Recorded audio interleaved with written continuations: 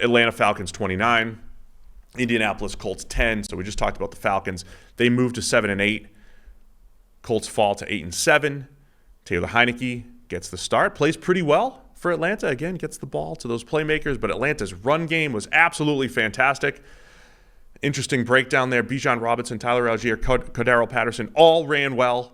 All three of them. The three-headed monster. This was like the Atlanta team that we had expected to see for much of the year. Well, this felt like now that Arthur Smith's job is actually on the line, it's like, well, the way out of this is obviously to lean on the playmakers that I've got. So Bijan Robinson not just gets a ton of work as a runner, but had 10 targets in the game.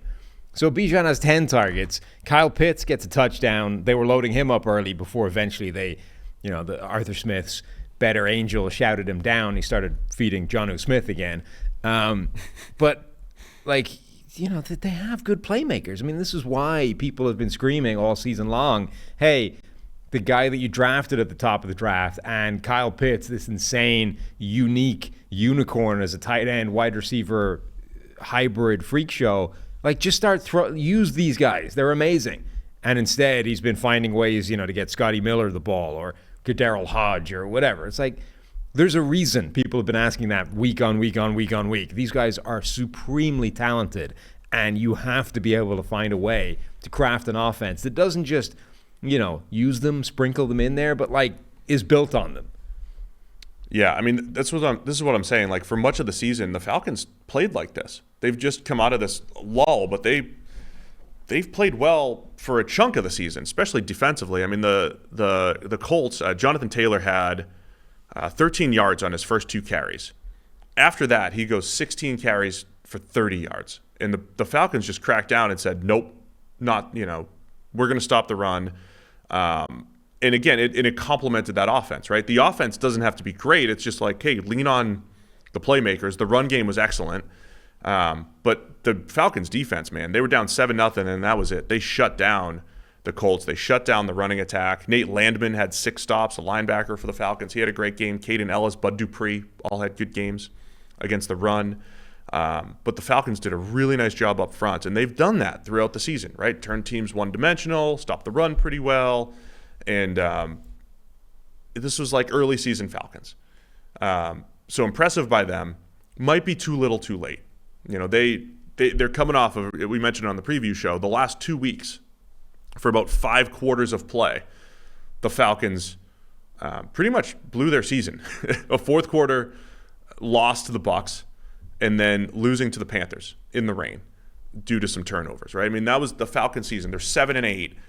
They're this 5-quarter stretch away from, having 9 wins, basically, and being 9-6 and being in control of the NFC South. So that's what the potential end of the Arthur Smith era comes down to here. I don't think they're technically out of it because the Saints and Bucs will play each other next week. The Saints could beat the Bucs. I mean, there's still stuff that could happen, but it's now a long shot for Atlanta. But a huge win for them and a disappointment for the Colts, who are coming in as, again, AFC South team trying to grab control of the division, 8-6, and they get up 7-0, and that was it. Get outscored 29-3 for the rest of the game against the Falcons. Yeah, I mean, you just sort of need to look at the players that Gardner Minshew was throwing at. I mean, no Michael Pittman because of that hit that bent him over backwards.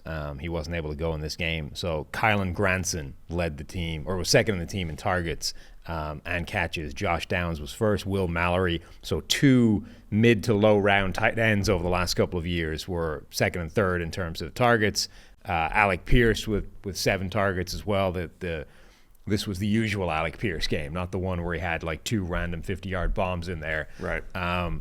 That's just not that's not an NFL receiving core as it stood. So you're not going to get good Minshew out of that.